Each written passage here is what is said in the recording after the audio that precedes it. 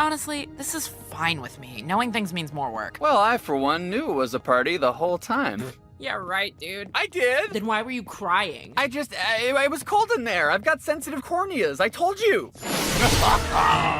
I challenge you all to a duel. Pick your weapons. I pick the mine. Get out of here, Q! No, we are done with random stuff today. We're not dealing with any of your Q bullshit. Oh, s'il vous plaît, Mariner. I want to put humanity to the ultimate test. Okay, I'm not French. No, go find Picard. Oh, Picard. He's no fun. He's always quoting Shakespeare. He's always making wine.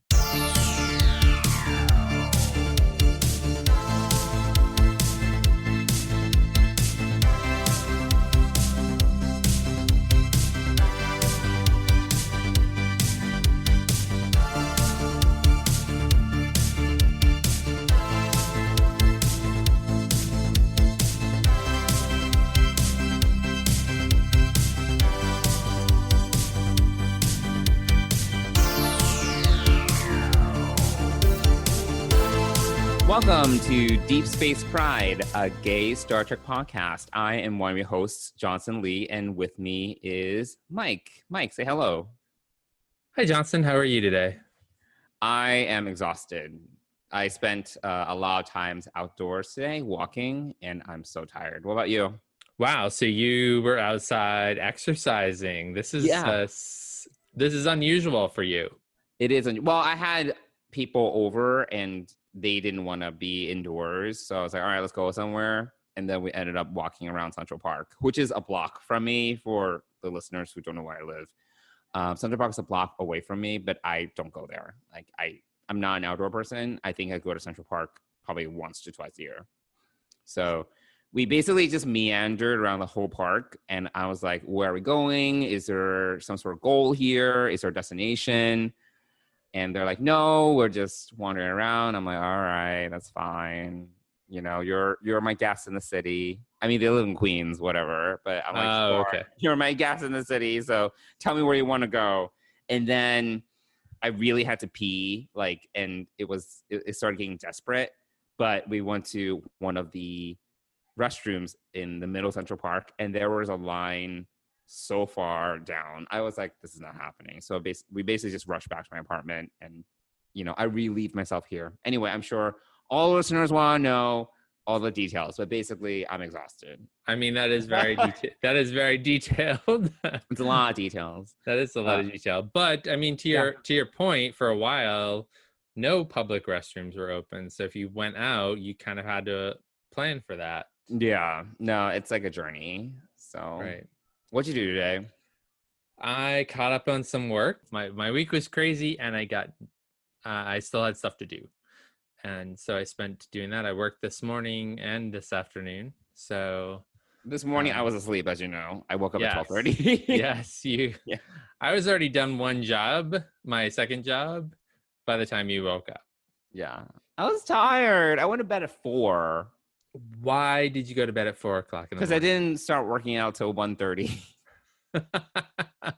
My hours are so crazy. I don't know. It's insane, but whatever. And what did you do? Is your gym is not open that late? Yeah, I'm just working out inside the apartment. Okay. Yeah, because the gym is only open till 10:45, and that's not late enough for me right now. Right. So, but yes, exhausted. But we are here anyway. Yes, we I'm are here I'm because present. yes, we're here to talk about Star Trek, which we love, and to give you some updates on our lives here in New York City. So let's get started. How about Johnson? You tell us a little bit about what you Star Trekked this week. Yeah, so I'm still making my way through Enterprise. So I'm in season 3 of Enterprise. So that's the whole Xindi arc. I'm chugging along. There's some really random episodes in this season. And I don't know. There's always I feel this happens almost in every Star Trek series. And I really don't need it to happen in Discovery, but they'll time travel, or there'll be some weird human colony, and I just watched this episode. There's this mysterious human colony in the Expanse, and it's a Western. There are cowboys. I'm just what is happening? And spoilers for those of you that didn't watch this episode, the episode's called North Star. And essentially what happened was there's around like 5,000-6,000 humans on this planet, and they're all living as if they were in the mid 20th century. And essentially they were abducted by aliens in the like 1950s or whatever, and they were brought to this other planet and as slave labor, but they overthrew their alien overlords, and then the aliens end up becoming like the second-class citizens on the planet. And for whatever reason, the society remained like in 20th century, like mid 20th century mode for 300 years. So you have these 200 years, whatever time frame Enterprise takes place. I think it's 200. So yeah, it's just like they arrive, like the Enterprise arrived on this planet, and they're like, what's happening? And it's basically a chance for the writers to write a Western, like, or write an episode that takes place as if it was in the Wild Wild West. And I'm like, I don't need these kind of episodes in my life, you know? So would it be the mid 20th century or would it be the mid 19th century? Because we're talking 20th century, the 1900s. All right, the early Yeah. 1900s. Yeah, not early. mid, not, Oh yeah, well, maybe it's 1800s. Okay, whatever. I don't think know it's when they were abducted. I don't remember when they were abducted. Whatever. I would say Maybe probably, it's 1850s. Oops. Yeah, I think yes. So I think Maybe it 1850s. was the 19th century, because 19th century. otherwise the 1950s would be like the beginnings of TV, yeah, Modern yeah. Yes, Housewife, all of those, Mad Men type things. you're correct. Yes, So- 19th century. So Yes. yes, 1800s. They were abducted from the 1800s. So anyway, it was fine. So not a highlight episode for season 3 of Enterprise. For No, you it was like then. one of these like random mystery of the week, what's going on of the week kind of episodes that Got it. doesn't really have much of a payoff. Okay. All Right. right. And it's just an excuse for them to use like the Western setup in the Paramount lot or whatever. I don't know, Of course, Yeah. It's like, oh, it's already there. I might as well use it, So, so I'm still making my way through Enterprise. I was cleaning the apartment and I just turned on 2009 Star Trek, JJ Star Trek, and I watched it. I mean, I'm cleaning, and then I just decided to sit down and watch the rest. And then that also happened with Best of Both Worlds Part 1, because I saw something in my news feed that was anniversary celebration of Best of Both Worlds Part 2. And I was like, oh, I haven't seen Best of Both Worlds in so long. So I just decided to turn it on. I thought I have it in the background. Nope. I just sat down and watched it. So yep, that was another thing I Star Trek this week. But I think that is the extent of it. Yeah. What about you? I haven't had a lot of time. I haven't had a lot of time to watch Star Trek lately. But I did today. Life is too busy. Life has been too busy. I did today kind of rewatched a bunch of Lower Deck episodes. So just kind of put it on in the background, watched it, laughed at a few things, and also rewatched the episodes that we're going to talk about today. So, Yes, I rewatched the episodes that we're going to discuss today. All right, good. So they'll be fresh in our minds for that. But otherwise than that, I don't have any Star Trek. Really, I haven't had any time to go back and I'd really like to watch the Deep Space Nine panel, just because that is one of my favorites. But other than that, I doubt the Discovery panel had anything of any. Well, they can't spoil anything, so Right, it's like, they're what in- can you talk about? Yeah, exactly. So I'm excited to see the new characters in Discovery. So we'll take a deep dive. That is only at this time of recording, only a couple of weeks away. So I know. I'm excited. I am too. I'm really excited for Discovery. Although I'll be sad that Lower Decks is ending, but I'm super excited for Discovery because we've waited so long for this. It's Been a while. I will also miss Lower Decks, because the thing about Lower Decks is that it is just so fun and so rewatchable. and it doesn't take itself too seriously, so it's easy to just pick up. I Yeah. mean, let's be real, Discovery is good, but it does take itself very seriously. And sometimes, like, you need to be in the right mood. While something like Lower Decks, it's like you can just, flip on and watch anytime, Yeah. And I mean, and I considered for a moment going back, continuing my Voyager rewatch. However, I decided I didn't want to pay too close of attention to what I was watching, and I wanted to make sure that I was just kind of had some funny characters in the background. And honestly, like, I can't really get enough of Tawny Newsome as Mariner. I really can't. She's so good. She is. I mean, actually, just like, so good. I really like all of them, Yes. to be honest. Yeah. But Tawny Newsome does really stand out. And I'm glad she's got top billing on the credits and everything, because I really do think that she leads this cast. And so it's that's really all that I've Star Trek'd this week, which was today prior to us recording. So yeah, I don't have a lot to add to this right now. Well, I mean, with that being said, do you want to spill the Trek and talk about these 2 episodes of Lower Decks? Yeah, let's spill some Trek on Lower Decks Great. episodes 7 and 8. Visiting captain, no, so lame. I figured you'd love a break from our usual guys. Subcaps never know what they're doing. They're all like, buffer the phase coils, and we're like, what are you talking about? What are you talking about? I don't want some babysitter Jellicoe type hovering over us when we're already going to a bog planet, which is like the worst kind of planets as far as planets go. Bogs are actually fascinating. Let's start with episode 7, Much Ado About Boimler. So, Mike, what did you think about this episode? I enjoyed episode 7. I enjoyed the and cringed at the same time. I enjoyed and cringed with the Mariner part of this episode. So, and let me tell you why I cringed, because Yes, please elaborate.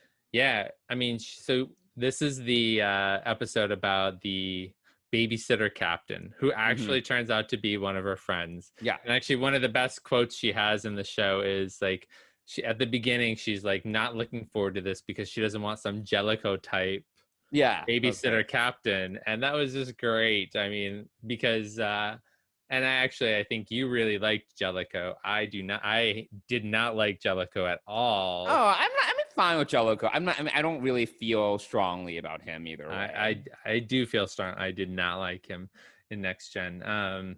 He just had a different command style. A very drastically different command style. Yes.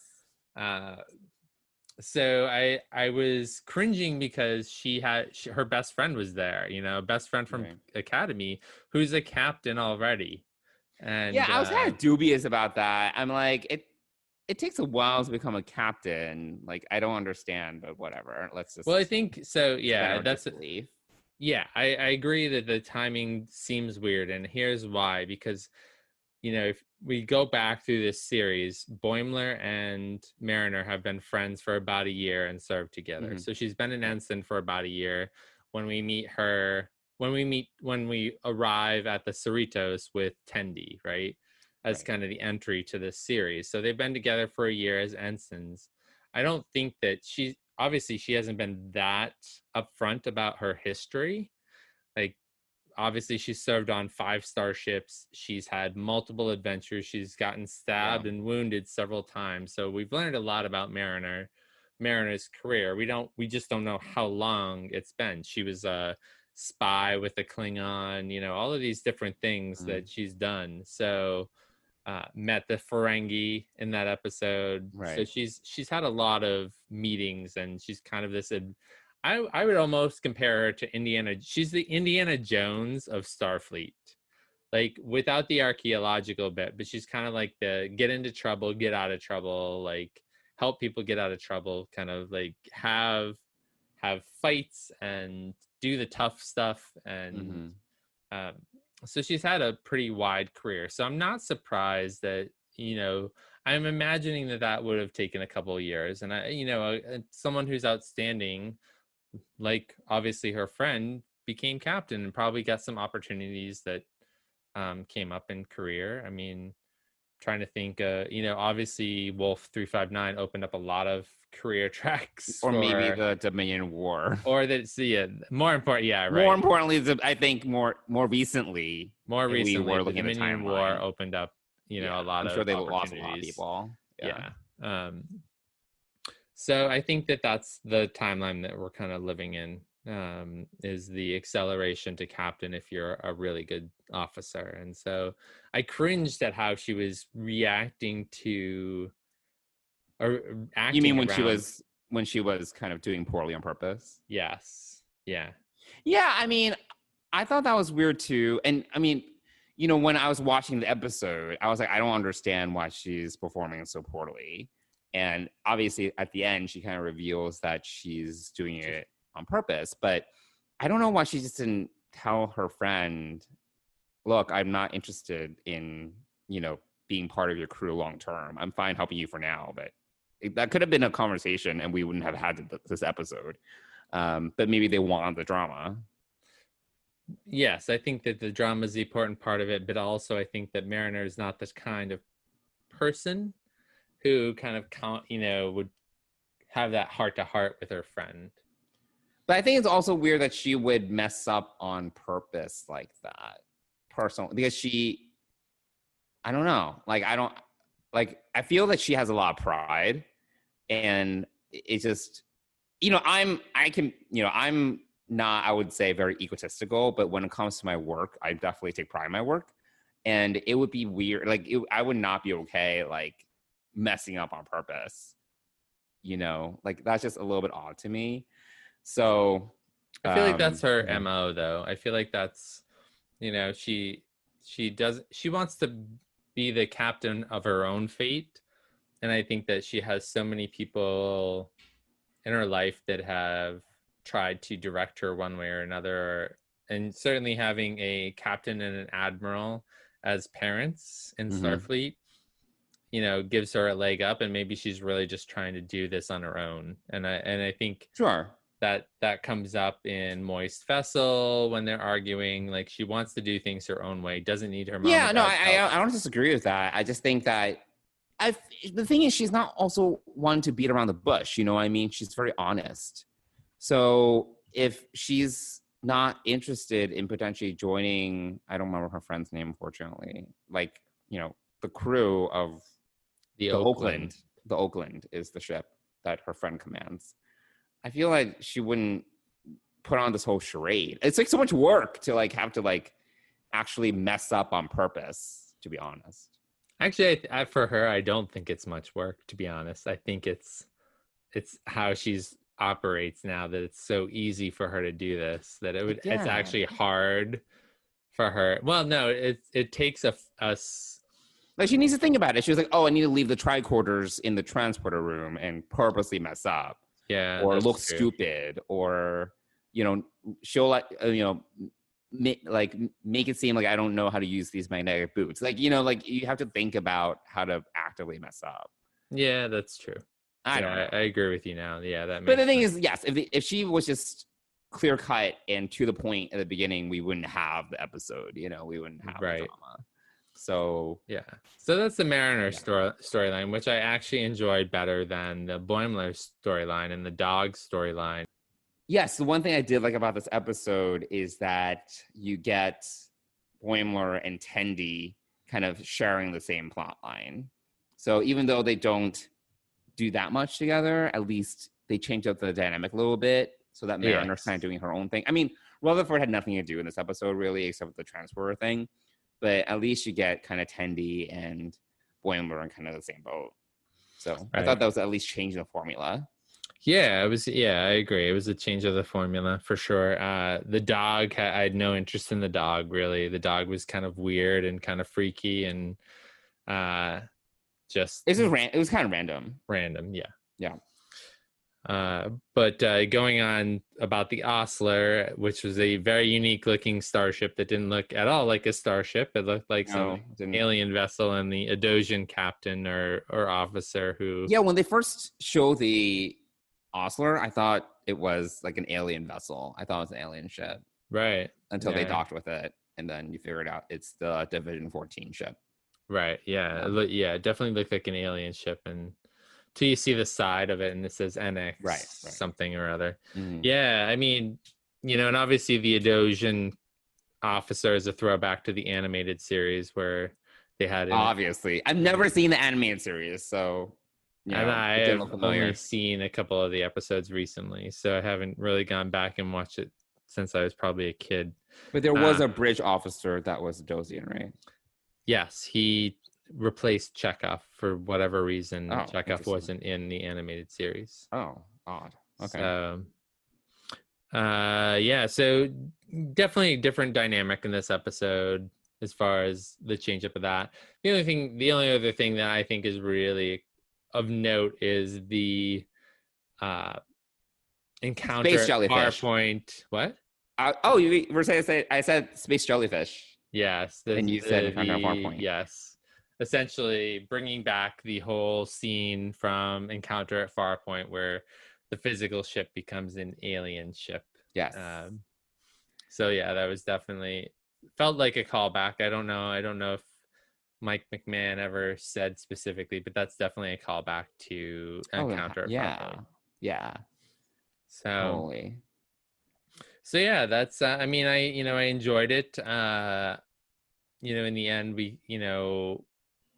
at the end we do get to see Mariner kind of come clean about not wanting to leave and to kind of figure out as a lower decker what she wants her life to be, which continue I like that. Yeah. I like that is her style of when it comes to her Starfield career. Like, it's very different from the traditional climbing the hierarchy kind of approach.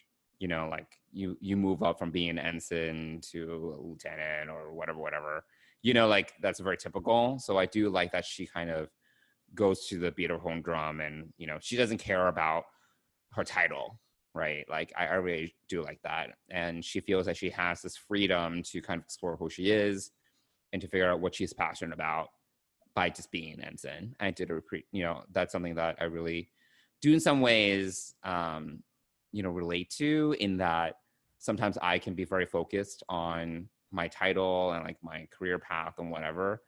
Whereas for Mariner, it's less so about her title and more so making sure that she's doing the right move for what she wants to do. So I thought that was great.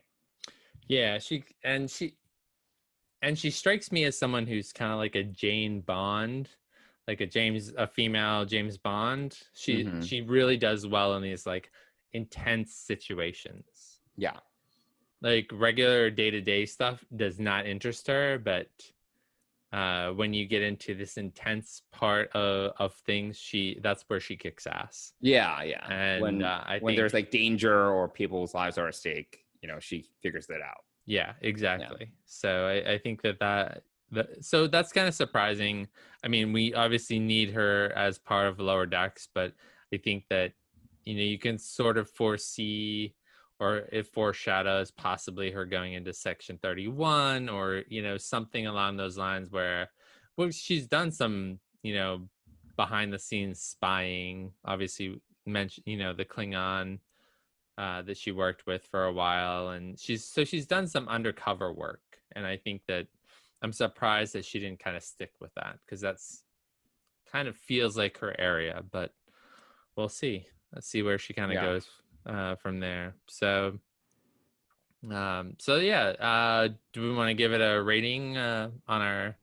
Have we been keeping track of this? Is the question? I don't think so. I don't think we gave episodes. What episodes, like 5 and 6? I don't think maybe. So. Yeah. I mean, I would give it, if I had to rate it though, I would give it like an 8. Yeah, I would agree with you. I thought it was like very good. So let's talk about episode 8, Veritas. Captain, someone is replacing everyone on the ship with imposters who claim not to know me. We might be in a parallel dimension. And you are? Wait, is this not the Cerritos? This is the Alhambra. Did you get on the wrong ship? They all look the same.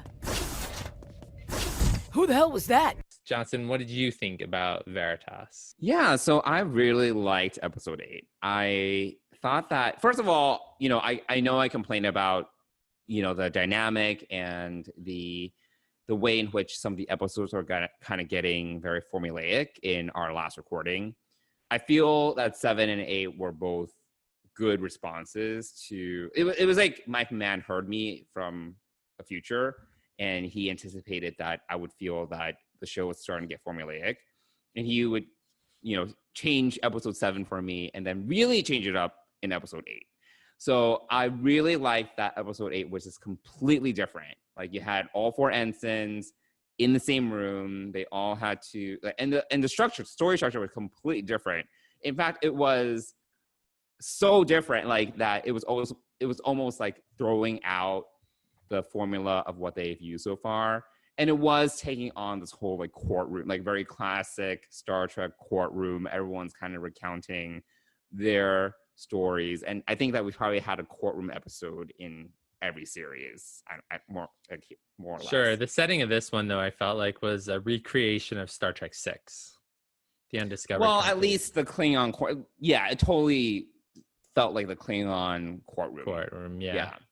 But I just really liked how you got the perspectives from each of the ensigns, and they basically each had like a small piece of the bigger story. And even at the end, though, there were still so many uncertainties and lack of clarity. I know that they made fun of it in the episode about Captain Freeman just not offering clarity, but there's still so many unanswered questions, like in regard to what the bigger story was. Like, for example, with Rutherford, how did he end up on the Gorn planet at a Gorn wedding? But it was never even explained. They were just like, why is there a Gorn wedding in your story? And he's like, I don't know, it just happened. Like, but you have no idea. There's just no explanation. But just the number of moments that were just funny or montagey moments, like Easter eggs, things like that. I just really enjoyed a lot of it.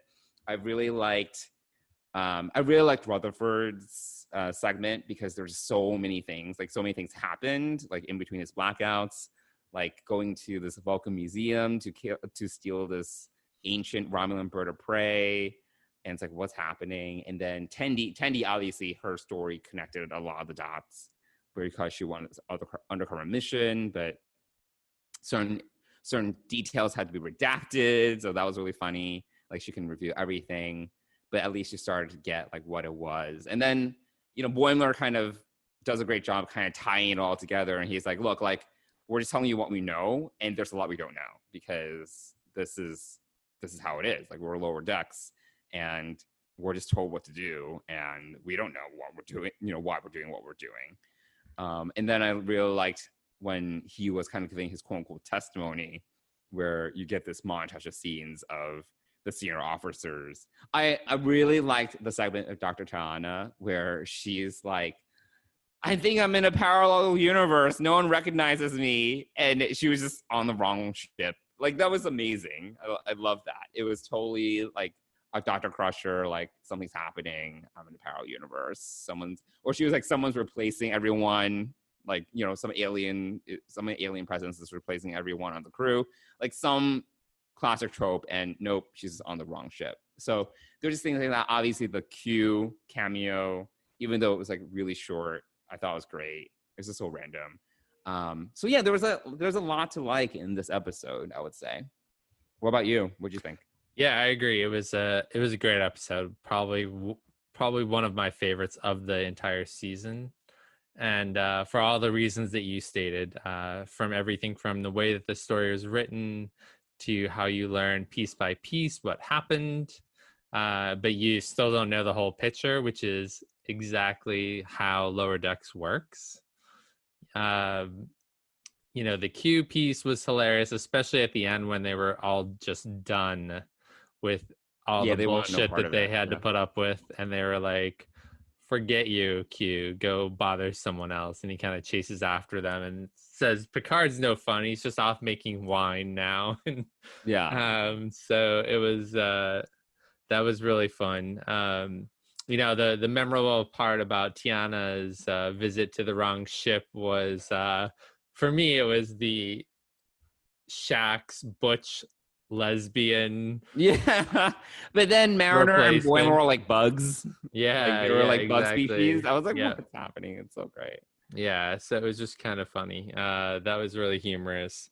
But my favorite part of the whole episode really was Boimler. And I'm a huge Mariner fan, but Boimler really took center stage at the end of the Oh yeah, they episode. totally gave Mariner less to do here, and it was more actually everyone else. It was that everyone else, yeah. had But more more to say. importantly, the message at the end by Boimler, just about like calling the sham this trial a sham, drumhead, and he drops the mic. Or the Sub Rosa reference. There were a lot of, So funny. but just the way he kind of explained the whole situation and like took a stand.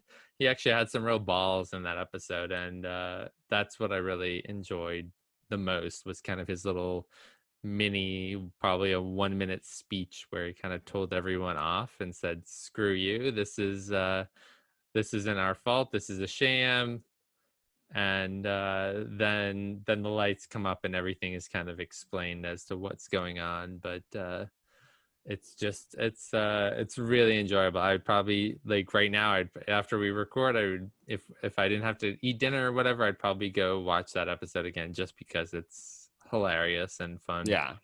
No, I really enjoyed it the second time because it really helps. Because the first time, honestly, is a little confusing when you watch it because you have so many disparate storylines. So when I watched it the second time and I actually knew what was happening, it was really helpful. So then I was able to be like, oh, yeah, like this part of the story fits into this part, So I was able to actually kind of piece it all together. Yeah. So it was great. And then the captain at the end saying, oh, we can try to be more clear. I'm going to be Captain Clarity. And then That's Mariner great. calls bullshit on that. And like they walk out. And so it was a lot of fun. It was a great dynamic, really well written episode, just the way that they pieced it all together. But still, there are a ton of gaps there, which is actually pretty hilarious and leaves a lot of room, I think, for other little I think it sets the stage well for other potential like little pieces of perhaps future novels or comics or any extra universe kind of stuff where they can kind of fill in the dots or just do something similar to like that as well. It just totally highlights the point of view between the lower decks and the upper decks. Yeah. And it actually also is a good callback to the original TNG episode, because in that episode it's something similar, right? Like there's this bigger story, like, covert operation that the senior staff is aware of. But then each of these ensigns, they know like a little piece of it. They don't know the whole story. But they're all sworn to separately sworn to secrecy. So you have Nurse Ogawa, like she knows there's a Cardassian on the ship, but she doesn't know why. She doesn't know anything about why this Cardassian is there, but she knows and she can't say anything about it. So it's very similar. It's actually a good callback to that original episode.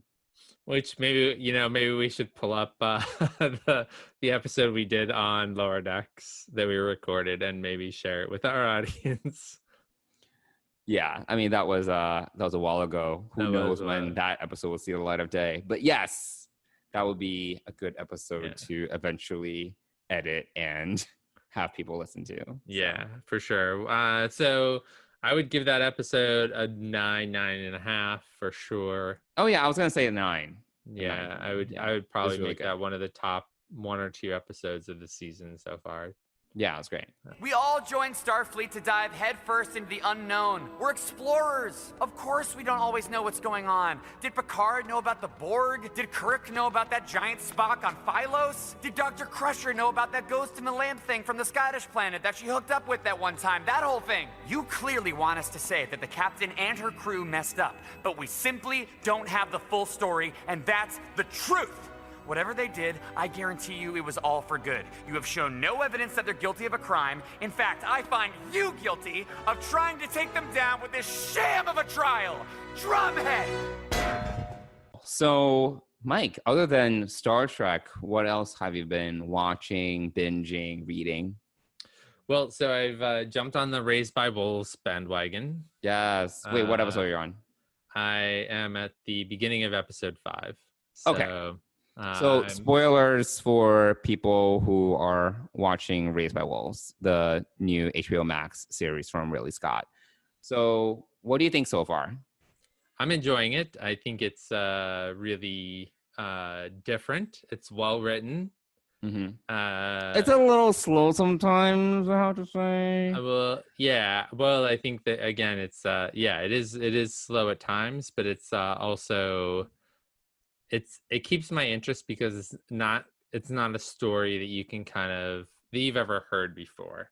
Like it's original. Yeah. Like I really have to say that the originality. I mean, sure, parts of it are very tropish and very sci-fi ish. But obviously, colonizing this planet that you think is empty and clearly it's not, and you're not sure why. And I clearly don't know why yet because I'm only in episode 5. But, I think that I think it's really well written and very original. My only drawback to this is, I enjoyed Vikings, the series. Mm-hmm. I'm not really thrilled that the actor who played the lead Viking for 3.5, 4 seasons is the main villain of this kind of. He's got a very distinctive look, and I don't remember his name, but I don't remember his name, to be honest, either. I've never seen Vikings, but I knew he was on Vikings. Yeah, so I enjoyed him on Vikings when I watched it. I don't think I ever completed the series, to be honest. Mainly because there was such a large gap. And that's the thing about all these original shows. If there's a really large gap, I'm less inclined to kind of go back to it, especially as newer stuff comes out.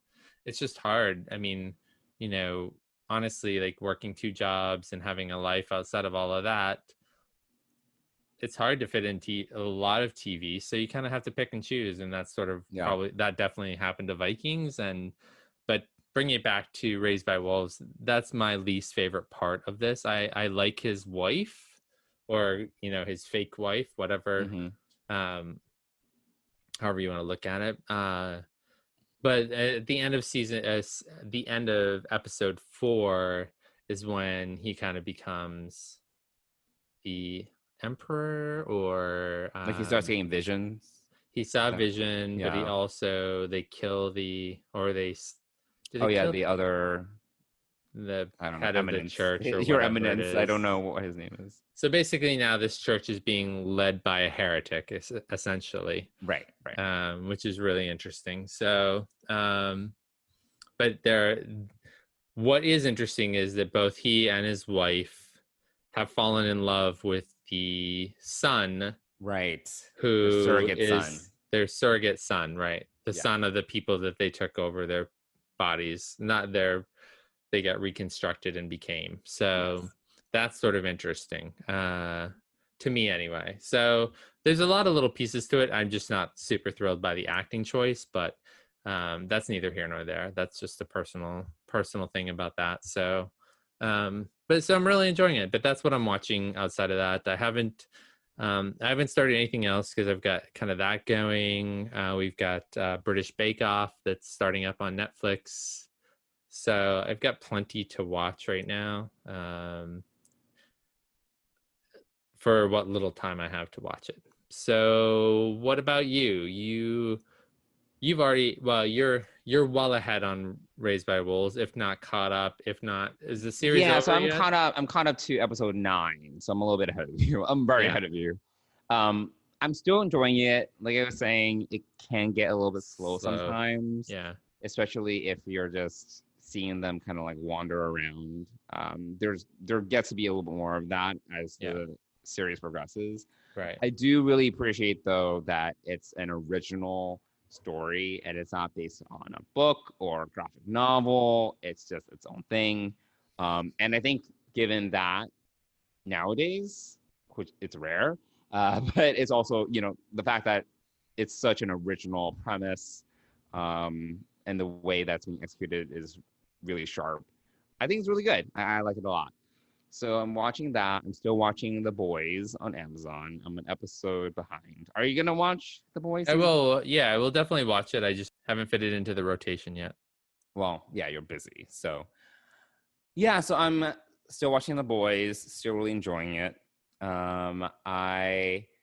Did you watch more of Away, or did you not? No, yet? I'm still. Yeah, so that's the other series that I mean, Okay. I think I'm up to what we talked about previously. So I haven't Oh, watched okay. any. You I haven't haven't made more watched anything progress. new. Okay. So yeah.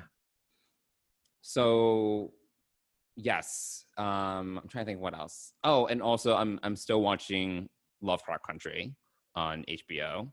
And I am going to So- give that a try. I'm going to watch the first episode. I've been seeing a little bit more about it, or hearing a little bit more about it, just generally, not anything specific. And Yeah, you should so- definitely. I mean, I would give it maybe 2 episodes, but it's still really good. I loved the most recent episode. I can't say anything about it because I don't want to spoil it. But yes, I'm still really liking that. There's actually a lot in my rotation, I guess. And then this is not a show that I'm watching right this second, but I mentioned it to you. So in the last 2 weeks, Netflix announced that they are working the double Ds from Game of Thrones, Dan Weiss and David Benioff, to bring the 3-Body Problem to series. So I got really excited about this. You were like, I don't know what this is. But it is a book series written by a Chinese author, Liu Cixin, I think is his name. But it's a trilogy, and it was written, I think, in the early 2010s. And the 3-Body Problem, the first book in the series, was actually on Obama's best of list. So he was a big fan. But essentially, this series chronicles humanity's first encounter with aliens. I'm not going to spoil too much, but it is really interesting because this author takes a super high level approach to the science of just physics when it comes to actually what an encounter with a completely alien species looks like. The author has a really interesting theory when it comes to the solution to the Fermi paradox. So the Fermi paradox is essentially, hey, if there are alien civilizations out there and we're talking about time spans that are billions of years, right? Why haven't we detected anything from these alien civilizations, whether it is a stray radio wave or some signal or anything, right? Like, why is it just silence? Especially given the length of time that we're talking about when civilizations rise and fall. And if you have all these sentient species out there that might be trying to communicate with other species, why do we not hear anything given how much time, we are talking about when it comes to the age of the universe? We should at least hear something. We should be able to see something. Like, it should really be evident, and there are some theories about this out there. It's just like, most civilizations probably don't even get to the point where they can send out like radio signals or EM signals that other civilizations can hear. Maybe time frames aren't intersecting. Maybe they're too far apart. Like, there's all these theories, but one of the theories, and this is for those of listeners that don't want to know anything about this trilogy. This is a slight spoiler, but it's not a super big spoiler. But if you want to not hear it, just skip the next minute. But Mike, are you okay if I talk about this? It's not a big spoiler. Yeah, it's fine. I mean, the audiobook is super long, so I don't know if I'm going to, when or if I'll dig into it, but I have heard about it. So I'm curious what this is about. Yeah. So this isn't actually in the first book. It's actually in the second book, but his hypothesis as to why we haven't heard from other species is this idea that the universe is a dark forest. So the whole analogy is, say, you're in a forest, right? And you have your own equipment, you have your own resources, like you have a backpack of water and food, right? And you know there are other people in this forest. You don't know where they are.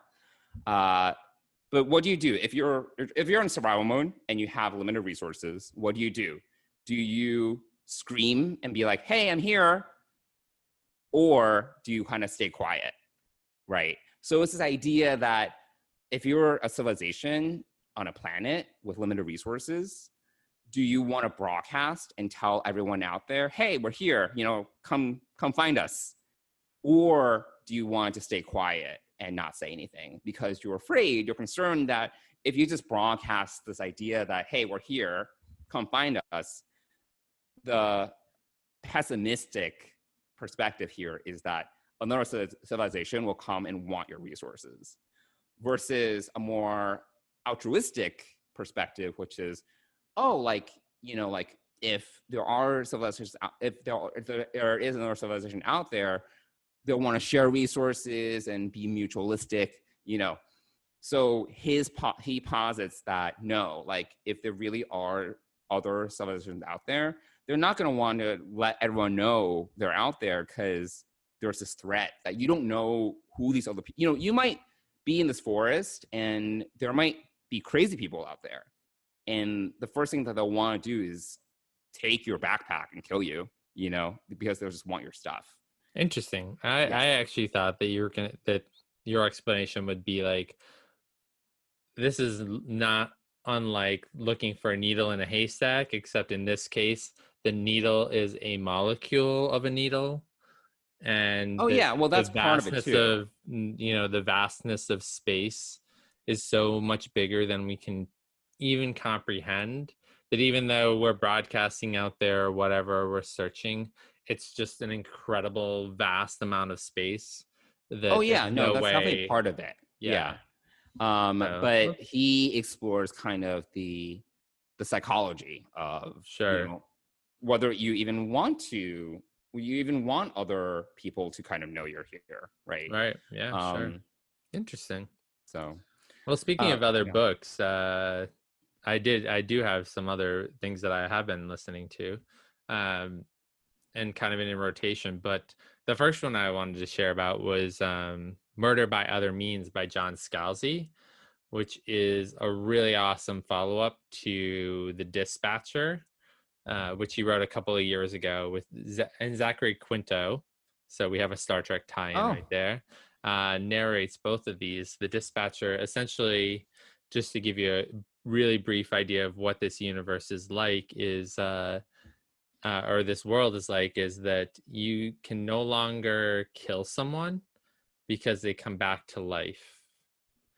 999 times out of 1,000, if you are killed, you come back to life and you wake up naked in your home or your safe space. So it's kind of an interesting. So that came out a few years ago. He finally came out with a follow-up to that, which was really well done. And John Scalzi is by far one of my favorite authors. So I definitely recommend picking up through Audible first The Dispatcher, which has been out for a couple of years, and then Murder by Other Means is a great follow-up, and I'm hoping for more from him. He is by far one of my favorite, if not my most favorite. Are there Torchwood Miracle Day implications from all this? No, they don't really get it. They don't explain the whole reason behind it. They don't explain it. The idea of the Dispatcher is it's kind of a legalized killing force. Okay. So dispatchers can kill people. And I don't remember the whole reason, but he actually and I haven't watched it yet because I haven't had time, but he just did an interview with Audible on this series. So that's one of the things I listened to. And the other thing I'm listening to is The Chronicles of St. Mary's by Jodie Taylor, which is she's a British author. I read her newest series, the first book in her newest series, Doing Time, a few months ago, and decided to go back and listen to her original series about all these time traveling historians. Oh, okay. So that's enjoyable. And I'm reading a couple of other nonfiction books, including Think Like a Monk by Jay Shetty and Divine Direction by Greg Groeschel, and also The Art of Gathering. So I've kind of got a bunch of, when I feel like I'm in a nonfiction mood versus a fiction mood. So I've kind of got... Well, you were concerned going into fall that you would have no Star Trek books to listen to. So it sounds like you picked up a few other things. I did. And the Chronicles of St. Mary's has a lot of books in it. So if I do enjoy that, I will continue with that. Her second book in the Doing Time series is coming out next month. Okay. So I'm still chugging along on Millennium. I'm still on book one. But I'm still reading it. All right, good. Yeah. So yeah, I'm doing a little bit of reading in my walking or running times when I'm not listening to podcasts and other things. So cool. Great. Well, there's off topic. How about we go see Counselor Troy for a little bit? Hey, Deanna. Come in. Hi. You got a minute? Sure. Cool. So, Mike, what's been going on? Well, I mean, it's been a really busy time in our lives. I mean, we've got some family members in the hospital. I went in for a checkup and ended up in the ER yesterday. Probably unnecessarily, but definitely unnecessarily. But I went in for a checkup, and I needed some paperwork filled out, and for another thing that is going on. But my doctor overreacted to something I shared, and sent me to the ER to get emergency blood work done. So, and that was a 4 or 5 hour journey. That was a 5 hour plus journey. The ERs are the worst. It's like so much waiting. It is a lot of waiting, but I will say that it was the staff was amazing. Oh, good. They were friendly, helpful. I went in and explained. Or I walked into the ER, which is a unique idea, right? You walk, and I told the nurse what was going on, and I said, well, my doctor said, you guys would know what to do. And she said, yep, we do. And Dennis said that the ER doctor was cute. Dennis said that, yes. Yes, Dennis said that. Dennis said the ER doc was cute. I thought the nurse was cute. Okay. So although the nurse, when putting the shunt in my vein, put the shunt in and forgot to take off the tourniquet, and blood started pouring out. Oh God. Yeah. So for a couple of seconds or whatever, and I looked down and saw that, and then I looked away. Unfortunately, the other nurse started asking me some questions, and so I got to talking with her and let him clean it up, and didn't really want to think about what was going on over there. Oh God. So clearly a newer nurse, but he was cute. I would say newer, no, because he got it in at 1. It was just a mistake of leaving the tourniquet on once the shunt was in. Okay.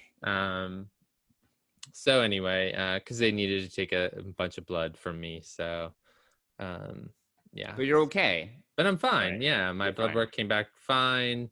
But it was just an unnecessary, $100 copay trip to the ER and 6 hours of time total. Yeah, a lot of time. And so hence why I was working this afternoon to make up that time. So yeah, suboptimal.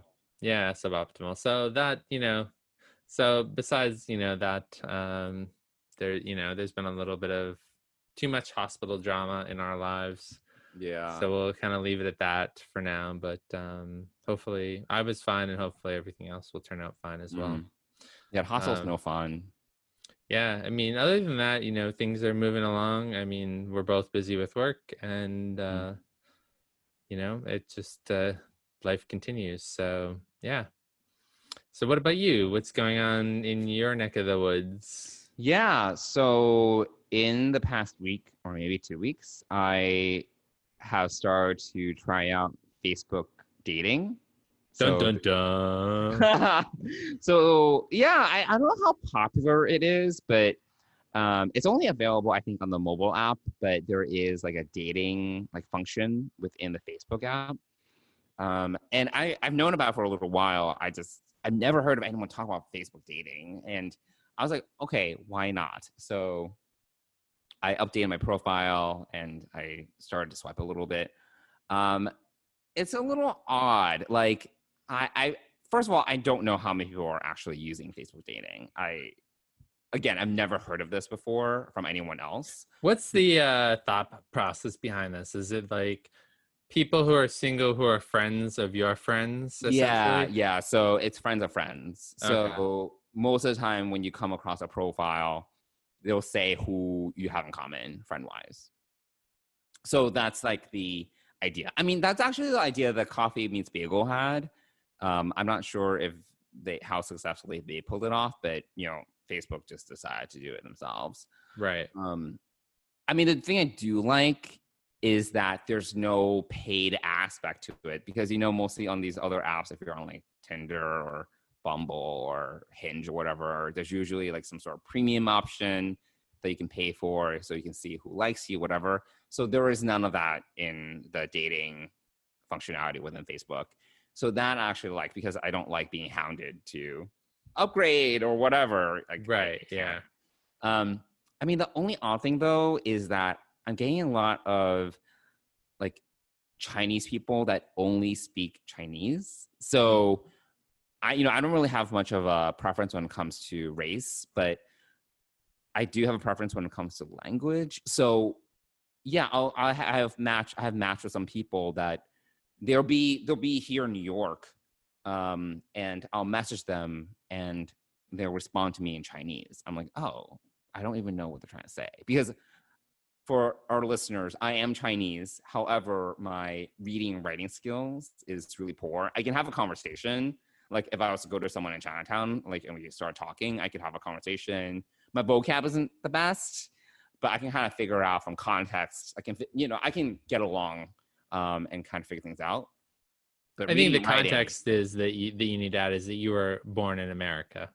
Yes, so I'm an ABC, and I'm an American-born Chinese. There So, you go. I was not born in an Asian country. My parents are immigrants, but when we, so I know how to speak because when I grew up at home, we spoke in Chinese. But I never had a need to read or write. Like, that was never a thing. Like, I didn't have to. I went to Chinese school, but when you go to Chinese school once a week and you don't really use it, like, it's not gonna be something you retain. So yeah, anyway, so this guy messaged me in Chinese. I was like, and I had asked him like, oh, how are you? And then he responded to me in Chinese. And I was like, I have no idea what he wrote back to me.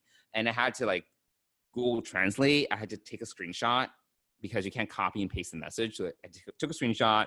I loaded the screenshot into the Google Translate app. And then you highlight the characters you want to translate. And he basically said, I'm doing well. How are you? I'm like, oh my God. That's how poor my Chinese reading skills are. So I was like, you know what? I can't. And he was actually really cute, but I'm like, I can't, be with someone that can't speak English. Like I need to be able to communicate with someone in English. Right. Yeah.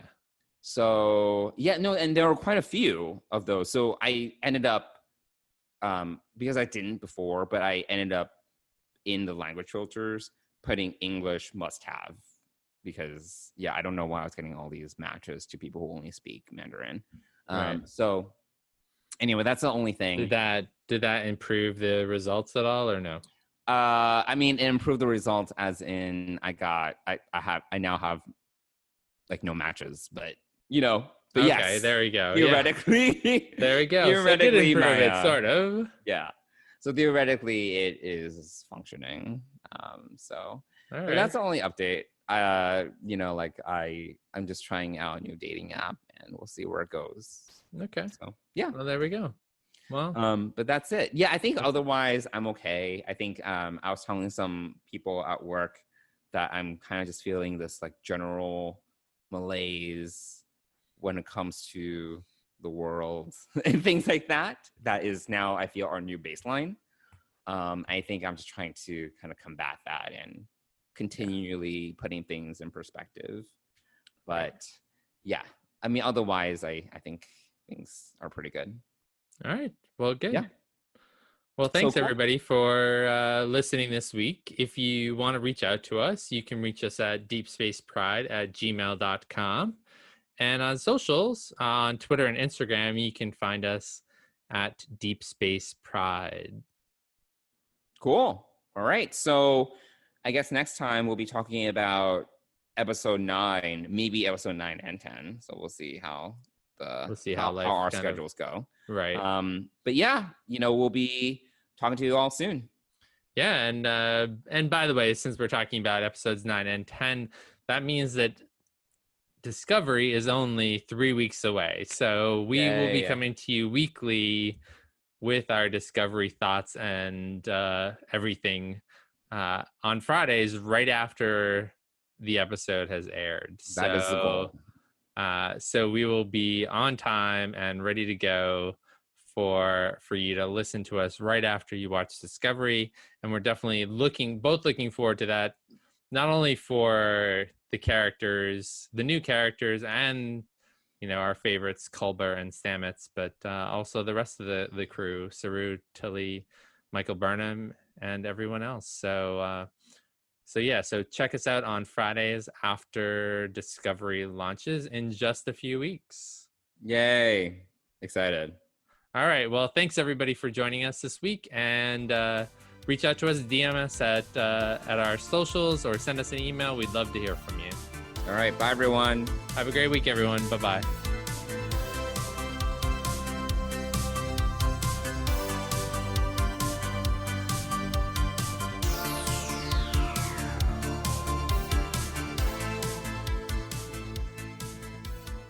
Deep Space Pride is a production of Coconut Media Works. Executive producers Bill Smith and Dan Davidson. For more great Star Trek discussion, discover the other shows of the Trek Geeks Podcast Network at trekgeeks.com, or find us in Apple Podcasts, Spotify, or your favorite podcast app.